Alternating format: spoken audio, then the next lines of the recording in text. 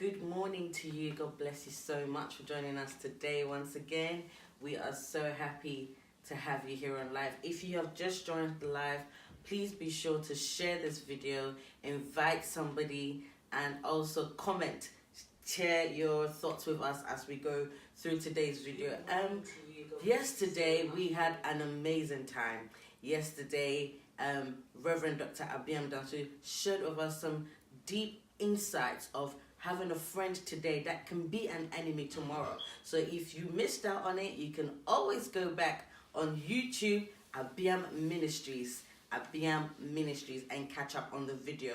Also, you can follow him on Facebook, Abiam Ampomadanso, also on Instagram, Abiam Ampomadanso, and the Facebook page is also Abiam Ampomadanso. Thank you very much for joining in. If you're still joining in, please feel free to join and invite somebody to join the live stream. Today we're going to be talking about somebody very amazing, a personality that I give so much honor to and so much respect. And please, it's no other person than the personality of Reverend Dr. Abiam Ampomadanso. God bless you for joining us today, Daddy. God bless you. Thank you. How are you, please? By God's grace, I'm doing well. We thank God for that. We thank God for that. You know, today I am so excited because I know that you're going to be sharing with us some stories, some great things that we have no idea about. And you know, it excites me a lot because even though I'm your daughter, I get to know you more and more each day. You reveal parts of you that I have no idea about. Because like you said yesterday, you're older than me, number one. So the experience that you've been through, it's only great to be with you, to hear more from you. So today, please share with us, as you were growing in the land of Kumewu, some of the challenges that you faced as a young man, things that you've been through. Please, the floor is yours. When it comes to my childhood, I have different segments within my life that if I want to share it at this particular time, we may not be able to have enough time to share. So it depends on the ones you really want me to share. A story about Kumewu, which one do you want to, which one exactly do you want me to share to the viewers and to the world? You know, sometimes when I'm sharing some of my stories, I try my best to make sure that I don't implicate anybody, although I went through, today you call it abuse, but I don't want to implicate people because, first of all, those I love are connected to them, and then those things they did has made me who I am today. So instead of me being angry or disgracing them, I rather will appreciate what they did in my life anyway. And so I would like to know, well, which side do you want me to go at this particular time? Okay. Whether living with my stepfather. I think I want to know more about that. When it was with you, your mom, your stepdad, and some of the challenges that you must have gone through before, you know, the whole God factor and everything. Okay. When it comes to my mother, I'll skip some part because you want to know about my stepfather's side of it. My brother who was shooting the video, we talk about his dad. Okay. It's not easy.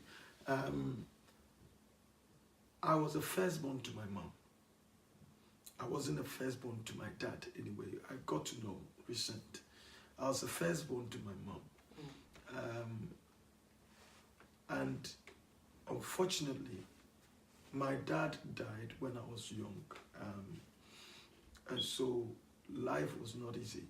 Before my dad died, my mom was no longer with my dad. My dad married my mom, you know. So when my mom left my dad died. So I got to know my dad a little bit. And the relationship between me and my dad was not that strong because I was a child. And according to my mom, I had so many strange sort of sickness that they up to date. My mom still don't actually understand what that sickness was.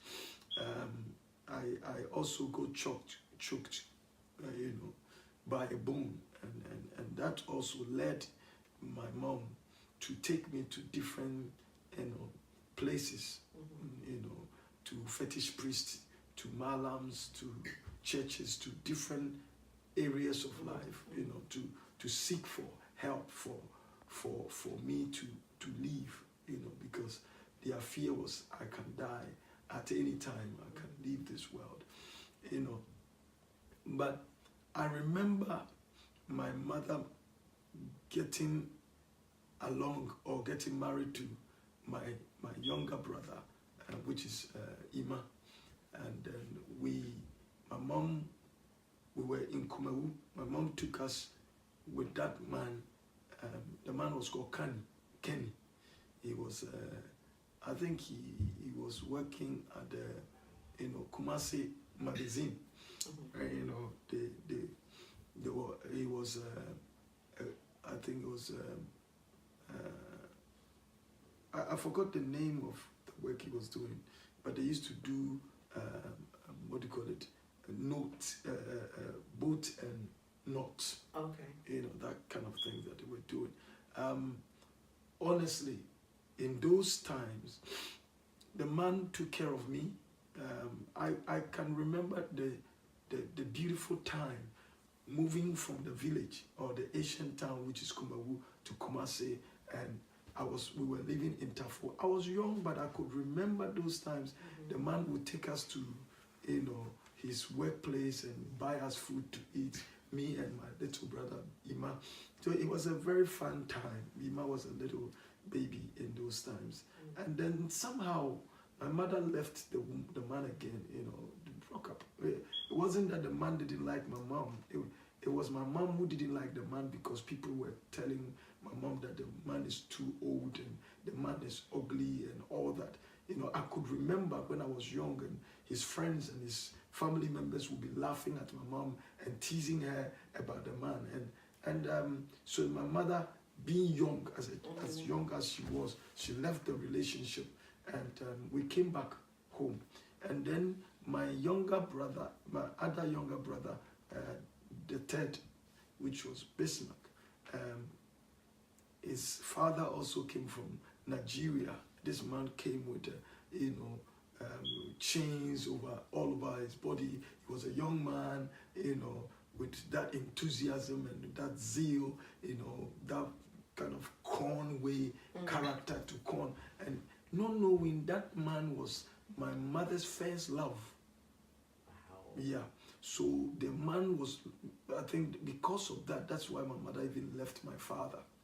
So the man had been her first love. So when that man showed up, somehow my mother followed the man.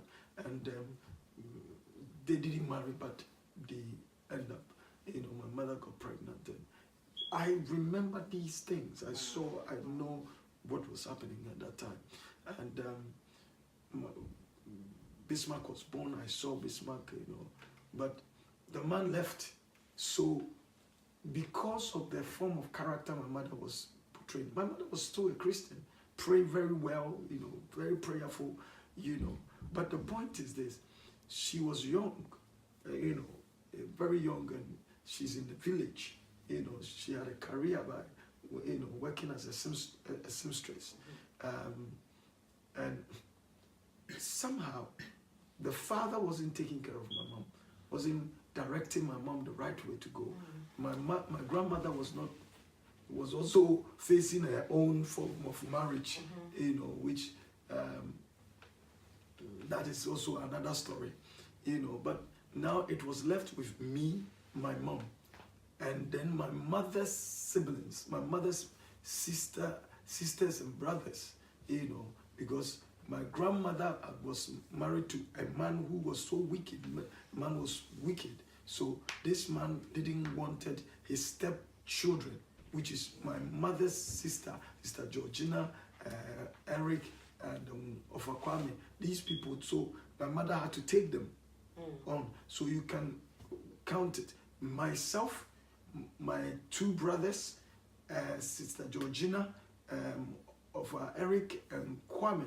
My mom is a young girl who is about 23 years or 24 years, you know, and taking care of 6 people and not having a good job, you know. So the pressure was so much. And in Kumawu, those times, the only thing you can do much, being a seamstress, you still have to go to farm, you know. And when you are a farmer in Africa, it's not like, you know, if you're a farmer in Africa, it doesn't mean you're rich like the way when you are here, people think you're rich. Please, I want you to share this video for people to, you know, to hear it. I think I'm doing your work for you. You know, share the video for us so that people will be able to, you know, listen to this story. You know, I'm going to get to a point where you'll be relating to it. So, my mom was doing farm, and she was raised in a city. My mom had never been raised in the, you know, in the village. She was raised in a city, so she didn't know the village life, how to farm and all that, you know. And so it wasn't helping her, you know. And the most serious thing was that she decided to do farm. So going to marry Asare's dad, you know, was not that it was love. It was, she was thinking that if she marries the man will help her to farm. Right. All right.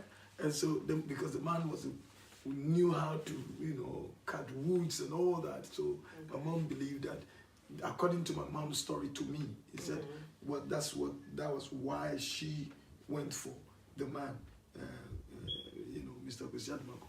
And that time, I had enough of my mom moving from this relationship to the next relationship to the next relationship. As young as I was, I could see that it's wrong.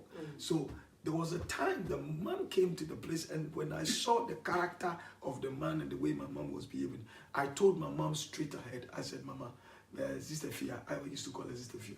Sister Fia, you know what? This man that you want to go out with, I don't like him. As a child, you know, I just said, I just said that I don't like him because I can see that this man is a bad man. Then my mother slapped me. I can imagine. You know, I can imagine. You know, she slapped me with, you know, my mouth. He slapped my face and my mouth together. How dare you to say that? What do you know as, you know, is it that, you know, one of my sisters or anybody has told you to tell me this thing, you know, very angry at it. But, you know, funny enough, nobody told me. I somehow observed as young as I was. And my mom was telling me one time, he said, when she was about to get married to the man, even a prophet came to my mom and said, hey, you are going to put something to cover yourself. You know, he said he saw that my mother had covered herself because of that man. He had put herself in jail or problems, you know. So that means what I was saying was maybe it was coming from God to speak to him, to her, but she didn't listen. Now, after the man is married to my mom, I don't know if perhaps if my mother told the man that this is what I have said. But the point is that I was getting to know the man. And I didn't show any anger or pride or whatever, you know, that I hate the man or whatever it is. The man had a wife and kids. And because of my mom, she was coming to my mother. And so it was a rumors, it was a big issue here and there. I want to cut my throat issue. I want to tell you reality what happened. You know, so if somebody is watching us, you know, if you're a woman and you're going to get married to a man who have a child, there is a lot of implications that surround that particular person. Listen, I want to pause this one to tell you this, and you know, just to tell somebody, you know, when you are going to marry a woman that has a child, Either you will love the child and the child will hate you,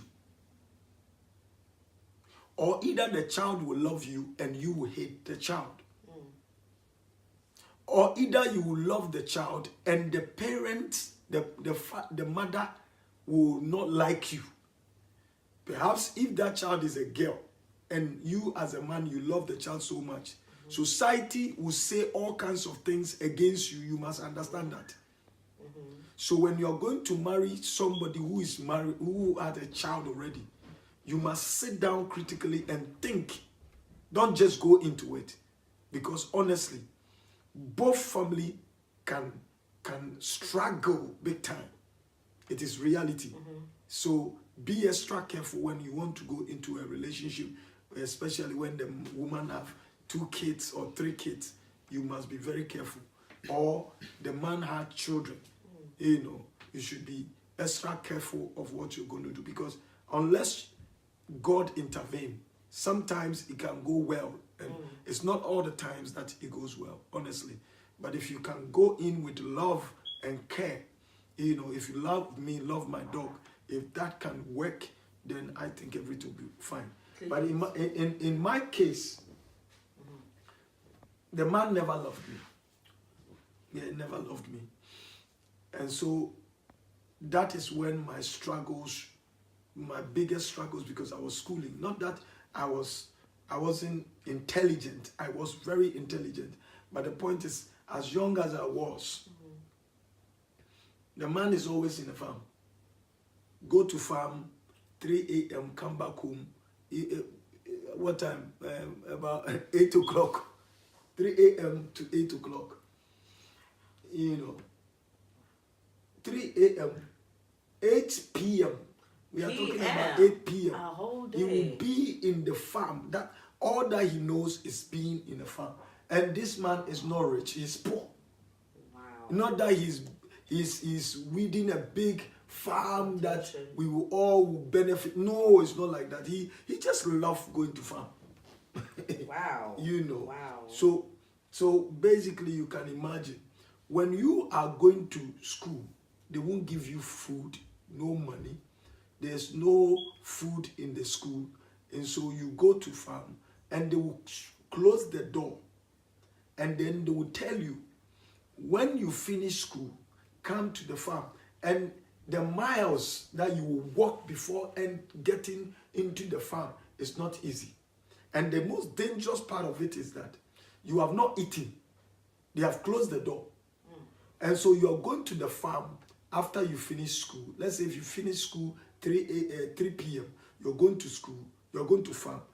And so the darkness will meet you at the farm. Wow. And then you carry load and come back home. When we come back home, let's say 8 o'clock, we are now cooking for food to eat. For the whole day. And sometimes you sleep. They will tell you that when you come home, you get food to eat. Before you get there, they will say to you, this man will literally say to you, I thought you were not going to come. And so we have finished eating the food. You still have to carry. And he will make you know that I love my nieces and my nephews. He will make you know I love my children, but you are not part of it. You know, so I was a person that was the black sheep.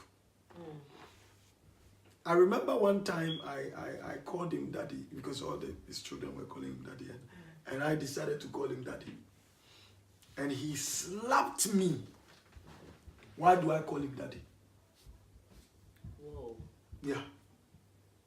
When my mother is there, sometimes it's a little bit, the humiliations and the abuse goes a little bit down. But when my mother is not there, and my mother was a person who used to like traveling. Before you realize my mom is going to Kumasi, he's going to Accra. And if my mother goes to Accra for 3 days, then I am in a serious, problem. Wow. Yeah. And every day you see me crying. I'll go around the stream, and I'll be sitting there crying and praying and singing to God. Okay. So my life started like this.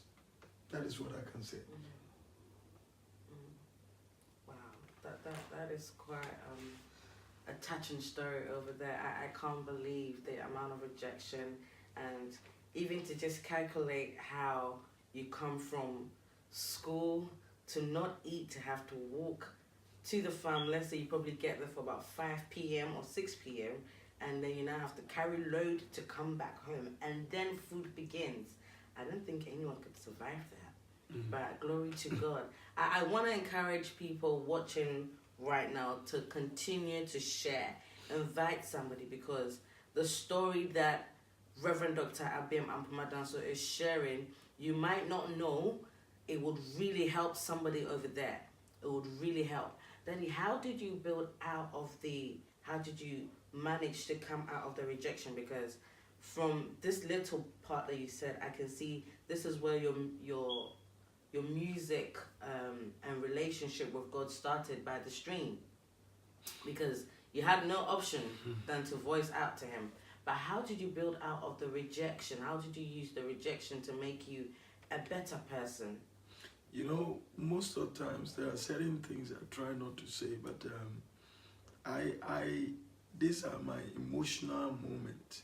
People will see you as a strong man, and they will see you as you've done well, and people that doesn't even know you will begin to, say all manner of things about you, disgrace you, and all sort of things. But I have a story. I have a story.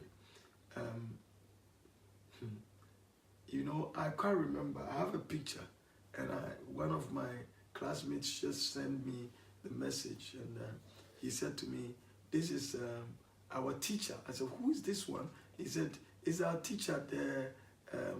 He said, "Officer."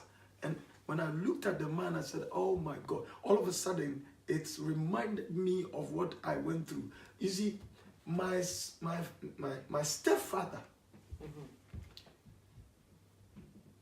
had a cousin who was called Officer. My stepfather had a cousin who was called Officer. And this officer, they were very connected. And I didn't know how connected they were. So that man, being a cousin to my stepdad, could have worked me out and helped me somehow. But this is what happened. My stepfather would tell Officer to beat me unnecessarily if perhaps there's a problem between my mom and him. And so if most of my classmates was watching, I knew that most of them didn't know this story, that man was a cousin to my stepfather. So some of them will be wondering, "Oh wow, this is why the guy was always beating you." Listen, they will call me. He will call me, and the 4 people, two will hold my hands and 2 will hold my legs at the back. Literally not that I've done anything. And the man will lash me 21, lash. And I don't wish this for my enemy. No. It's quite heartbreaking listening to it. When I'm going to school, this man doesn't give me money. He doesn't give me food. My mother also have a stepdaughter and stepson, which my mom is showing love to these 2 children. And the most dangerous thing was that the man cannot touch my brother Bismarck, neither Ima. As for Bismarck, even the father came and took him from us. But he can't touch Ima because Ima has a father. But me, I don't have a father. No one will speak for me. He will beat me in the house when I'm going to school. There's a teacher waiting for me. Sometimes the teacher will just beat me up. It's not once, so. It's like every time you're going to school, you are afraid that something is going to happen. You're going to be beaten. I will never forget one time that the man started slapping me and kicking me as a teacher. As a teacher. And who do you talk to? My mother? Not that my mother didn't know what was going on. She knew. But she wants to keep her marriage. She wants to keep her marriage. Recently, when God blessed me and everything, and a man wasn't taking care of his kids, and I was the one doing so, my mother said he wouldn't live with that man again because I wanted to bring them together, for them to live together. My mother said no. I said, why? He said, now that I've grown, now I can defend myself. Now that I can do whatever I want to do in life. Now the man is grown and is now old. My mother left the man. I asked him why. He said, what he did to you when you were young, and what he has been doing to the children. I said, mother, don't use me to do lunch what is totally rubbish. Because when I was young, you could have done that at the time. Not now. I've grown. I have children. I can take care of myself. You know. It's ridiculous. It's ridiculous. You know, I've decided not to tell you some of mine. You know, I know today is the first time of telling you this story, but for the sake of Asari and all these people, I never wanted them to know what I went through, what I've gone through in life. And officer will beat me up and insult me and insult my mother. And the teachers, there was one teacher that was the friend to officer. He was called a J. These two people were the one beating me. They were just beating me. Oh, they were born. You know nothing. Then they will beat me.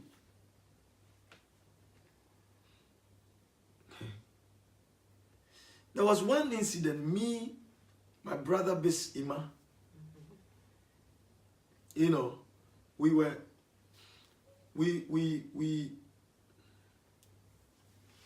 my mother traveled and the man said he's not giving us food. We went to farm, we came back and he said, you know, as young as I was, he said they were about to cook. And my mother said to us, he will come that day. So we decided anyone who's from Kumawu will know will know the area. You know, there's the roundabout. You know, there was a station. Yeah. So I decided to go to the station with my brother to wait for my mom, because of when you are there, there's a tension. The little thing you do, they are looking for that to beat you up. You know, lynch you, ready to beat me. So, and I wasn't a person who's a violent person, a person who like fighting or that. No, you know. And as we were going, I saw my uncle, Eric's girlfriend. It was called Ekuya. And so as we got to the place, we were dirty. We gone from farm with no bath, you know, and we were as child as I was, waiting for my mother to come. So we were standing there waiting for my mother to come. At that time, there was no phone to even call to find out whether she's going to come or not, because she told us that she'll be coming that day, and we've been beaten. I have been beaten, not Miss Ima. So I was waiting for my mother to come. My stepfather had a niece or a nephew. A man is nephew called Otis. This Otis will beat me. He was older than me too. Far older. He will beat me, and they were just beating me every time. You're literally a target. I was a target. Anybody can do whatever. What Otis must do, they want me rather to do them. And it was chaos. This Ekuya saw us and said, he called me. They used to call me Nanayao. Nanayao, why are you so dirty? I told her, I said, we came from farm, and we are waiting for my mother. And he said, the way you are, have you eaten? I said, no, I have not eaten. I'm hungry. She said, take this food. So she bought us kinky. And he said, eat it right now. I'm going here. You and your brother, eat it. Me and Bismarck, Ima. So we were eating the food. So they had now sent Otis to go and buy stinking fish. So Otis passing back to home, he saw us eating the kinky. It's called Fanti kinky.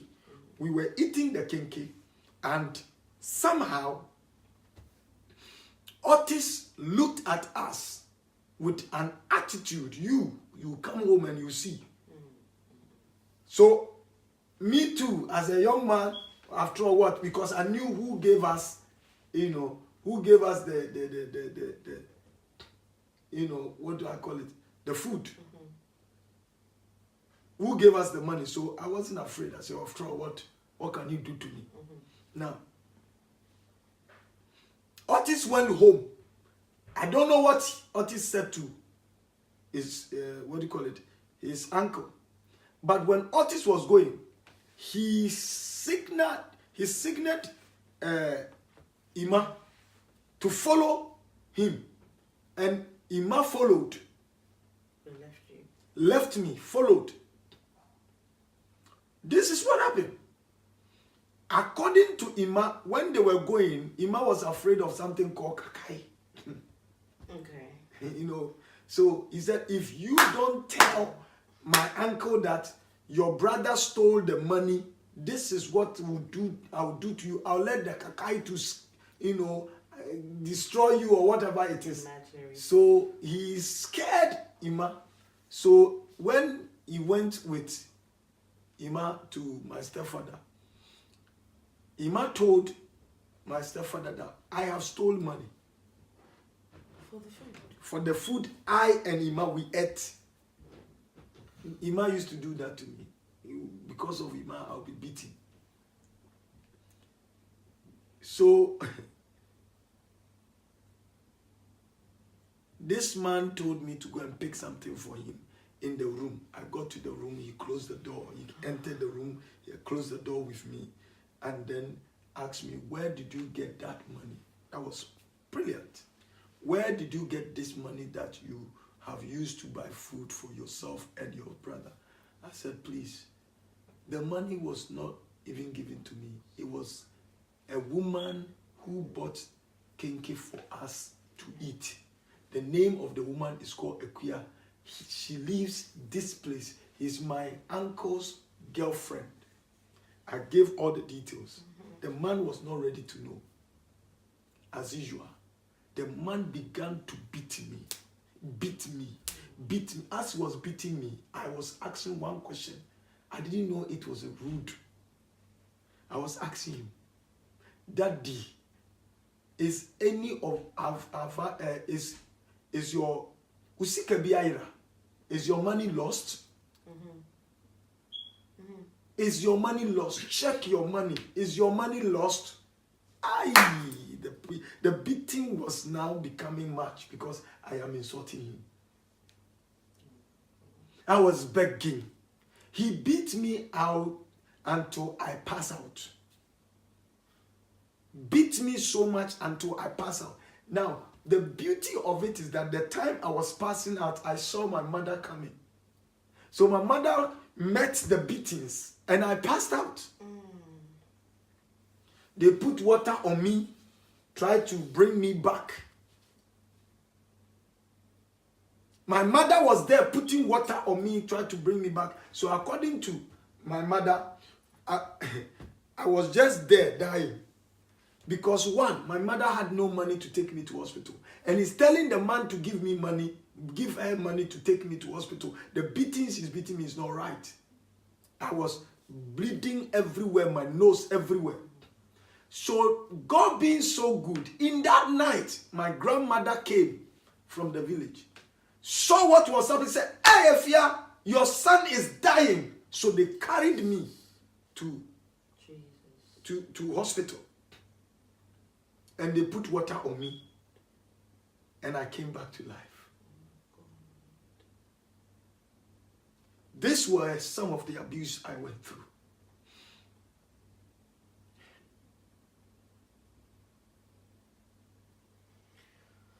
What I'm saying, some of it, Esther is not aware. In Bismarck, what do you call it? Michael is not aware. The children, they are not aware. I can go on and on and on and on. So, they saw me as a wizard. In the house, every child has a chicken. It could be a hen or a cock. But to me, I had no chick. This was an amazing thing.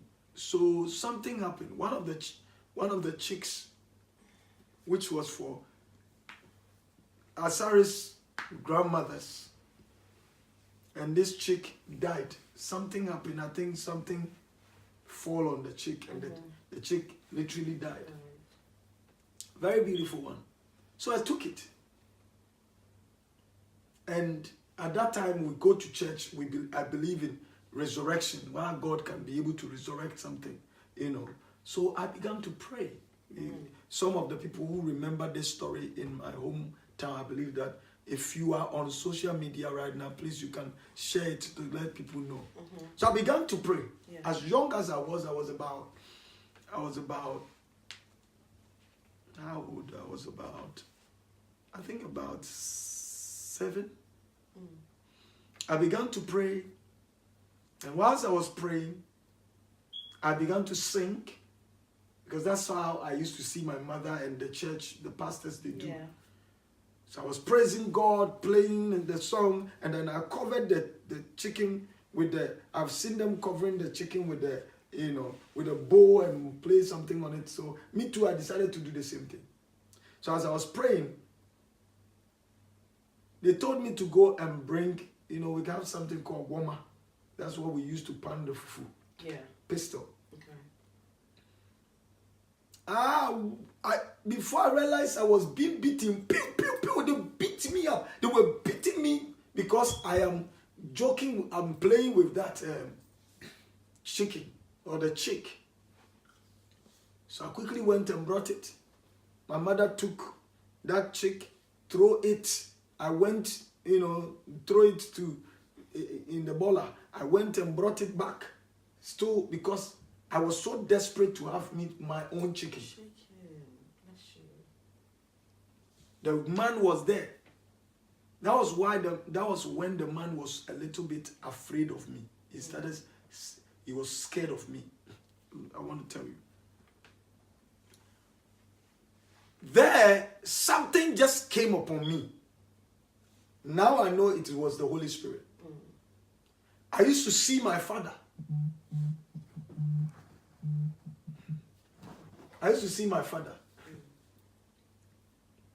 Who is dead, and he would give me money. Now I know it wasn't my father, it was God. Wow. So there, because of the hardship and that problem, I started having encounters and all that. Now, the seriousness of this is that whether somebody will believe it or not, I believe my brother has heard the story before. I didn't tell him. Some of the people who were there, they are still alive. So some people are alive, so they know what happened. I wouldn't say I woke the chicken up. No, it wasn't me. It was the resurrection of Jesus Christ. It was Jesus Christ who wanted to do something to scare my my stepfather. I said to God, that's why when somebody says that he doesn't believe in tithing, that is the person's business. But to me, as a child, that had been a covenant between me and God. So guess what I said to God? I said, Papa, this chicken, I didn't know, chicks, when they are babies, you can't know that whether they are hen or, they are, the male or female. whether it's male or female. So I said, if you wake this chicken up, when he hatch his eggs, I'll give you 1/10 as my tithe. As soon as I said that thing, I saw the chicken moving. No way. And it's not like only me, all of them were seeing it. The chicken started moving and start moving towards his mouth. Wow. And the owner of the chicken wasn't there, but my stepdad, that was my stepdad's mother's chicken. So he was afraid. Because he witnessed. He was there. They have beat me about what I was doing. So they witnessed it, and that was when they now began to believe that I'm a wizard. Really? Waking up a dead chicken. So it became a news in the whole Kumawu. Wow. And the chick grew and hatched 10 eggs. And I took one as I promised God to go and give it to God. Wow. So these were the beginning of my faith. So I started talking to God. And for me, I used to see him face to face. This is amazing. This is amazing. I can see so many people are wowed by this session as well. I am gobsmacked, and this is amazing. There truly is no limitation to where God wants to manifest his power. That is Angel Abiam. Angel Abiam. Wow. This is great. If you have any questions, we are in the quarter section to end today's session. If you have any questions, feel free to drop your questions and comments below, and we will definitely answer it for you. Please, if you have any questions, we're waiting for you. We're going to be done very soon. In about 10 minutes, we're going to wrap up today's show. So please feel free to drop your questions. If you want to be called, let us know and join today's session. Yes, please, Dad. I am so, wow. I don't want to be in emotion because these are some of the things I've kept it in my, I've tried to take it out of my faculty, not to remember those things, although it gives me, I need it to be strong. I don't want to hate my siblings. I don't want to have this hate for them. So there are certain things for now, I'll keep it. I won't say it. Yeah. For the sake of my own siblings, So there certainly is a painful beginning for great warriors, isn't it then? Yeah. You don't choose that path. I think God chooses the path for you. And you just have to go through it. You can't avoid it. And you need to go through it, whether rain or shine.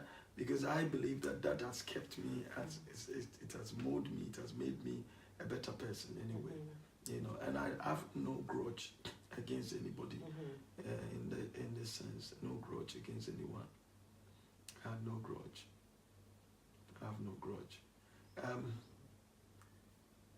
I pray I don't break down this particular time. But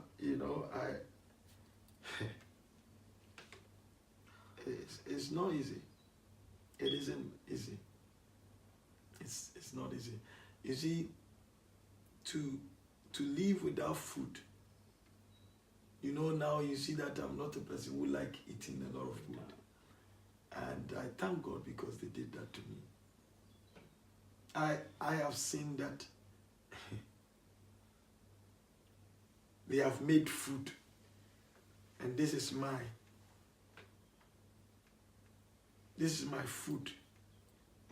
And they will say, this is your food. Then they will throw it. They will throw it away. Because it's for you. It's mine. My mother says he's going somewhere, he will come back. They will just take, this man will literally tell, Otis, take the food and throw it away.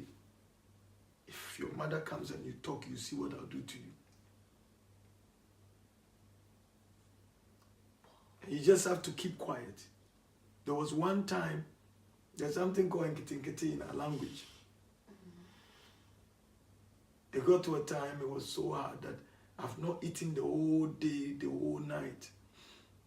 So I was dying, shaking, and I was dying. So my mother had to go to somebody's house because there was no food.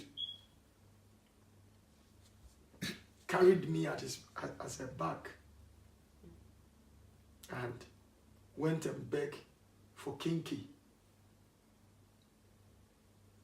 And he came and mashed it because I couldn't eat it. So open my mouth and make sure he filled me with the food. It got to a point where my mother realized that she had made she had made mistakes. Now, this thing I'm telling you is not only me, he did too. The man did the same, the other one was more moderate. But the man did the same, some to his own children. But why that character? Why did he have that? It could be the environment he's coming from. So then he creates that environment for you to go through as well. It brought a different environment to me. And this testimony is big. I remember one time my mother just called me and said to me, I know whatever this man is doing to you, don't mind him. That was the first time I saw the love of my mom. Because I knew my mom doesn't love me. Because whatever I'm going through is like she doesn't care. And up to date, I've never felt that love. And sometimes you see that she uses you because she wants to use you. We have a question right now. We have a question from Angel Abiem. I'm so sorry. I really am so sorry for the pain you've been through. Angel Abiem says, you've been through so much pain. How are you dealing with forgiveness? How are you dealing with forgiveness? Forgiveness is not for your enemy. Forgiveness is not for whosoever did what to you. Forgiveness is a gift for you. Okay. You know, because forgiveness is a currency to buy forgiveness from God. You see, the final say, the superior, who can forgive and whom we pay allegiance to, the person that can destroy you because of unforgiveness is Almighty God. He said, forgive us our sins as we forgive those who trespass against us. So for me, if somebody does something to me, it is an opportunity that I have gone through it because I have got a currency to pay my evil deeds, my evil works that I've done against God, that he will punish me of. Wow. So if I forgive somebody who does evil to me, I've got a currency. I can be able to stand on it and say, Papa, watch me, see me. I forgave you, so me too, forgive me. Okay. That is what Jesus taught the disciples.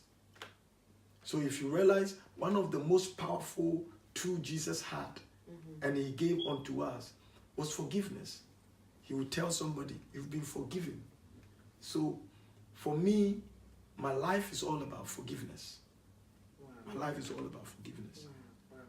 Nobody has done me any harm, but rather they have given me opportunity. That is amazing. That is amazing. Yeah. I think many people agree with you for that, and they're very amazed as well. I don't know where are you now? Facebook. Facebook. Okay. Facebook. It's from Poma. Frimpoma. She said, I believe that I have guilt for being disobedient to God. How do I come out of it in order to serve God well? Read it again. What? I believe that I have guilt for being disobedient to God. How do I come out of it in order to serve God well? The Bible says that for all have sinned and come short of the glory of the Lord. Mm. When you are serving God and you know you've been disobedient to God, all you need to do is to come back to Him. Pray for forgiveness. And then do what you ought to do. Because this tells me that you know what is right. You know. But one thing we all have to understand is that the grace of God is there for us. Mm. Regardless the sin you commit, always turn back to God. Even if you kill, run to Him. You know, be like David. He said, you see, God said He's going to build the kingdom of David once again, and that is the kingdom now. People will make you have guilt. God does not make you have guilt. When He forgives you, He gives you a mandate to do well and do another thing, exploits. That's right. So even if you have killed, all you need is to forgive yourself and then feel the love of God and the mercy of God. That will enable you to be able to win people that feels guilt, and so because of that they don't want to come to God again. Mm. Come back to Him. Love Him once again. Allow Him to mold you. Call the Holy Spirit to help you. We all have sinned. And sometimes some of the sins, we feel like, no, this is not good.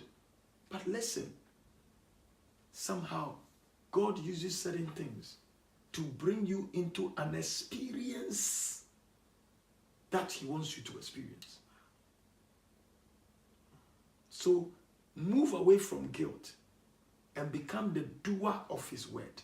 That's right. Thank you so much, Fadi. God bless you.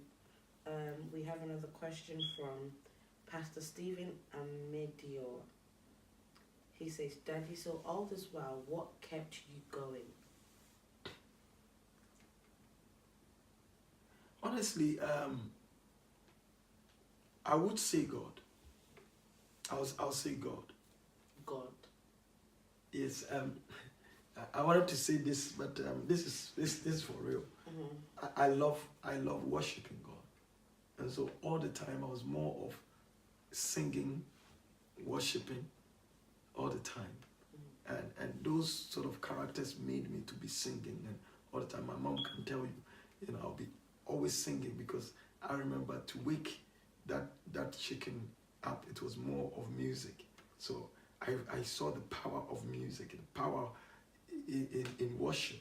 So every day I'll be worshiping, and when I'm worshiping, I'm walking, and people say, this guy always singing, he's mad. That was my refuge, a place of rest, a place that I can hide my head, that nobody will see. So that was keeping me on. Wow. Yeah. Wow. That is amazing. That is amazing. We have some beautiful comments from people here. God give you wisdom. Someone is watching live from Holland. Gloria Hansen. Do we have another question? Okay, wait. Yes. Easy to forgive because you know our Father in heaven says we should forgive those who trespass against us, so our sins could also be forgiven. I think she's reiterating what you said.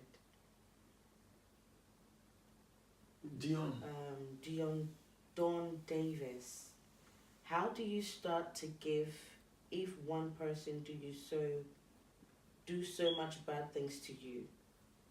How do you start to forgive I think that's what she wants to say. How do you start to forgive if one person has done so much bad things to you? Honestly, I never thought that for you to achieve, you're going to meet a lot of people that will do you so much harm. Betrayals, disappointment,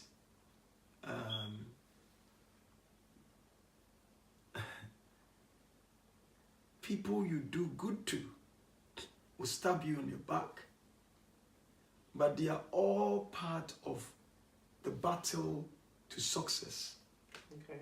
So if people doesn't do you evil, it simply means you're going nowhere. Wow. So there may be a particular person that you wonder, why does this person... I have siblings, and I love them so much, but anytime I get closer to them, they do me evil. Any friend that I even introduce to them, somehow that friend will hate me. If they somehow get connected to anybody I say I love, that person will hate me right there. You know, the only thing I can advise you is forgive them, but move away. Knowing that this occurrence is always happening. Forgive them, but move away. Okay. But that leads to another question somebody asked, Nana Opoku Frey. Is there anything like forgive but not forget? Dinah, something is first before you go to Nana Opoku. Daniel. Daniel is Sean. Yeah. Oh, Papa, sing one worship for me. Your song moves me a lot. Oh my word. Let me just say this.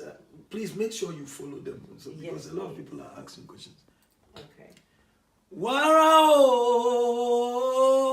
warao, warana mesumo, minyamye, warao. This song, I think I was about 9 years that I began to sing this song. Wow. Yeah. You know, I used to have a lot of songs that I was writing. I wasn't writing it because I couldn't write, but that comes and play in my head. So it's not a new song, it's been of old. You know, so I will always sing those songs, and as young as I was, these were songs I was singing. Okay, so you said there was another one that said... Nana Opoku, he said, is there anything like forgive but not forget?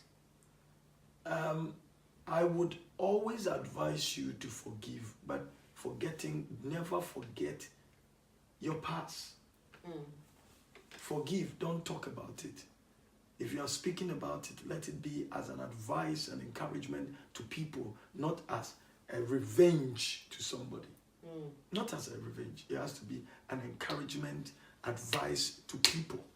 That is what you have to use it for. Forgetting, no, don't.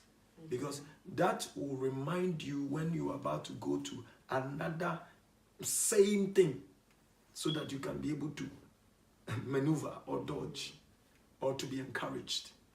And I think that completes the answer for Efia Edu as well, because she also asked, Papa, please, if you forgive and you can't forget, please, what can you do? You don't forget. I've been asking pain on it. God bless you. God bless you. I don't think when you forgive, you should forget. You don't need to. It's a great memory. You don't need to. But don't let it, your remembrance, don't let it have a tone of you. I have worse memories, bad memories, what I've gone through. I believe me too, maybe I've done something to certain people. Yeah. But the point is that those words and memories, I have kept them somewhere. I've kept them, like what you're telling me. I don't think I've told you this story before, you know. But I've kept them somewhere to make me strong, not to hate, but to love. Sure.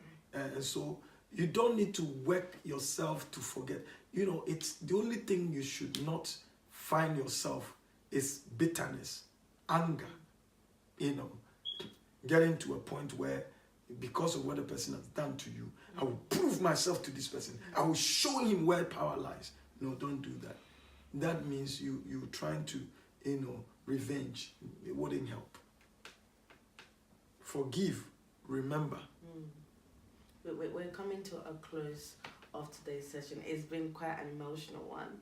And I'm so grateful. Oh, she agrees with you. Okay. Reverend, I agree with you. You can forgive them. I've been asking pain. God bless you. Oh,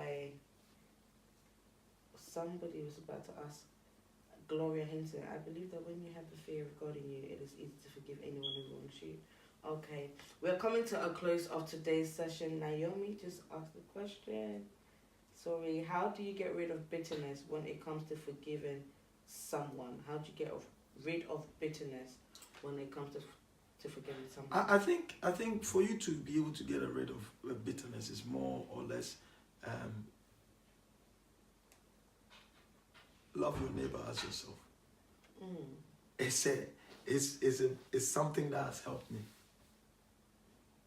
What the person did to you, if you did to that person, what will you have expect the person to do to you? I hope somebody have got what I'm saying. Yeah. Loving your neighbor as yourself is one of the most powerful key God ever gave unto his people. So I slapped you. Will I wish you slapped me back? So he slapped you. He slapped me. Because if I did slap him, I wouldn't wish him to slap me back. That will stop me not to do so. Hey, this one, just only this one, then we are done. Mary O. Dankwa. All your tears went to the presence of God. God loves you so much. And we all love you more than you can imagine. God will continue to bless you more, either the devil likes it or not. Thank you. God bless you. And then Gloria said, I was going to ask you to sing Only You for us, please, once again. Who's Gloria? Gloria Hinton. Oh, Gloria, I've already sang this song for you. It's on the YouTube, on YouTube, Abia Ministries. I've done all this live for you and everything. But I'm going to make sure I find another time to make sure I do my worship, because I know a lot of people are looking for that worship. I'm going to do so. And so go to the YouTube, Abia Ministry. The Abiam is BBEAM. And then Ministries, MINISTRY.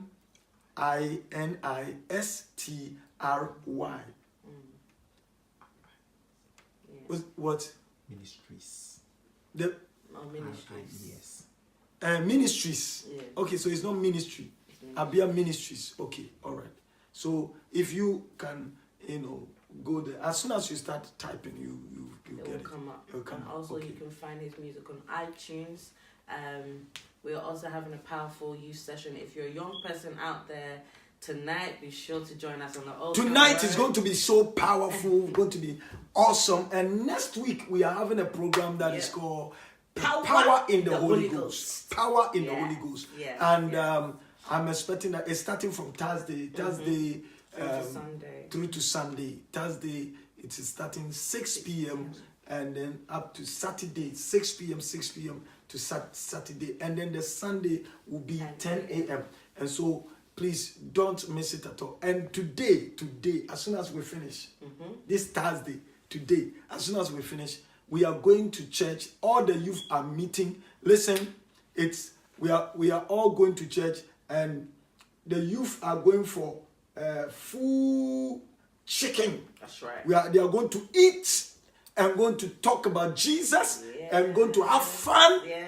So don't miss it. Whether you smoke, whether you're a prostitute, you're a gay, whoever, which background you're coming from, listen to me. I'm inviting you to come.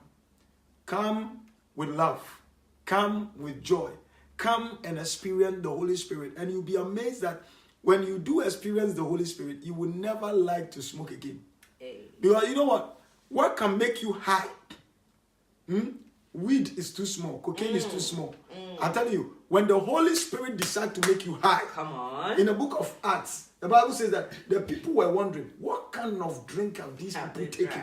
Yes. Why are they like that? Because when Holy Spirit come upon you, if sex is too small, you will have that intimacy with the Holy Ghost. So I want you to come and have this awesome time.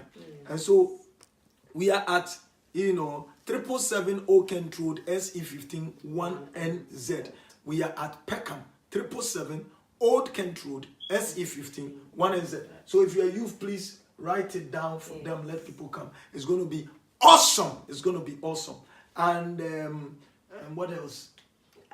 We have a university. Yes. In Ghana, and if you want to go to the place, you can visit it. It's at off Kaswa Obom Road, Nurses Quarters, Abiam City. We are enrolling. Marketplace, yes, we're enrolling. So the number to contact will be on the screen very shortly. We have Evelyn online as well, so she'll definitely put that information live for you. Be sure to contact them. God bless you so much. We have had an amazing time today. And we have Abiam City Market. It's a place where you can get money, Kobe, Refua, Jane, whatever. You can have all the Dubai dresses. You can have all the British, stuff. You can have everything in the whole wide world. I'm telling you, it is Abiam Market. There is shopping mall, and then we have the local market additional. So you can have all in all, anything that you want at Abiam Market. And listen to me, right now, those who want to do market, go there quickly and go and get your place. Go and get your place. Right now, when we were doing, when we were actually calling for people, we had 600 people who came to register. And at a day, and another day we got 300 people that came to register. No, we are talking about, now we have about 1,000 people we are registering. And please, don't miss it. Come there and make sure you register yourself and then get a shop there and you can sell and take care of your family. That is what we are doing at Abiam City. I can see some people are just joining. As you're just joining the live, do not worry, you have not missed out at all. If you go straight onto YouTube, Abiam Ministry, you can catch up on everything that has been discussed today. God bless you so much. Thank you for coming. Thank you for sharing your life with us today. I want people to check us on Instagram. On Instagram, your on Instagram, that is at Abiam Ampomadanso. On Instagram is at Abiam Ampomadanso on Instagram. And they should share this video. We beg them. Please do. Please do. If you've just joined, kindly do. If you've shared it already, share it again and let this story bless somebody. Thank you for joining us today. We will definitely meet you tomorrow morning, 10 a.m. sharp. And please remember to go and catch up on YouTube, Abiam Ministries. Thank you. God bless you.